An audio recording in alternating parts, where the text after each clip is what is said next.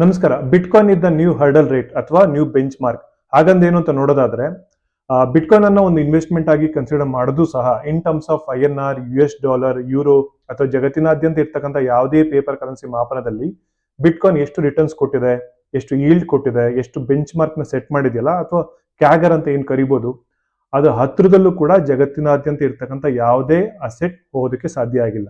ಅದು ಈಕ್ವಿಟಿ ಆಗಿರ್ಲಿ, mutual funds ಆಗಿರ್ಲಿ ಅಥವಾ ಜಗತ್ತಿನಾದ್ಯಂತ ಇರ್ತಕ್ಕಂಥ ಯಾವುದೇ ಭಾಗದ ರಿಯಲ್ ಎಸ್ಟೇಟ್ ಆಗಿದ್ರೂ ಕೂಡ ಬಿಟ್ಕಾಯಿನ್ ಕೊಟ್ಟಿರ್ತಕ್ಕಂಥ ರಿಟರ್ನ್ಸ್ ಅಷ್ಟು ಬರೋದಕ್ಕೆ ಸಾಧ್ಯ ಆಗಿಲ್ಲ. ಹಾಗಾಗಿ ಬಿಟ್ಕಾಯಿನ್ ಇದುವರೆಗೂ ಯಾವೊಂದು ಬೆಂಚ್ ಮಾರ್ಕ್ ನ ಸೆಟ್ ಮಾಡಿದೆ, ಮತ್ತು ಮುಂದೆ ಕೂಡ ಯಾವೊಂದು ಬೆಂಚ್ ಮಾರ್ಕ್ ನ ಸೆಟ್ ಮಾಡೋದಕ್ಕೆ ಸಾಧ್ಯ ಆಗ್ಬಹುದು. Considering it's fundamental aspects, it's highly liquid, finite asset, absolutely scarce asset ಆಗಿರೋದ್ರಿಂದ ಯಾವುದೇ ಒಂದು ಅಸೆಟ್ ಬಿಟ್ಕಾಯಿನ್ ಅಷ್ಟು ಬೆಂಚ್ ಮಾರ್ಕ್ ನ ಸೆಟ್ ಮಾಡೋದಕ್ಕೆ, ಅದನ್ನು ಕ್ರಾಸ್ ಮಾಡೋದಕ್ಕೆ, ಅದು ಹತ್ರನೂ ಕೂಡ ಹೋಗೋದಕ್ಕೆ ಸಾಧ್ಯ ಆಗಲ್ಲ ಅಂತ ಅಂದ್ರೆ it doesn't make any sense to take position in other assets, right? ಹಾಗಾಗಿ ಜಸ್ಟ್ ಬಿಟ್ಕಾಯಿನ್ ಅನ್ನ ಬೈ ಮಾಡಿ ಹೋಲ್ಡ್ ಮಾಡೋದೇ ಇಟ್ ಮೇಕ್ಸ್ ಮೋರ್ ಪ್ರಾಫಿಟಬಲ್ ಅಂತಾನೆ ಹೇಳ್ಬೋದು. ಹಾಗಾಗಿ ಬಿಟ್ಕಾಯಿನ್ ಅನ್ನ ಯಾರೆಲ್ಲ ಅರ್ಥ ಮಾಡ್ಕೊಂಡಿದಾರಲ್ಲ ಅವರು ಆಫನ್ ಆಗಿ ಹೇಳ್ತಾ ಇರ್ತಾರೆ bitcoin is the hurdle rate ಅಂತ ಹೇಳಿ. Thank you.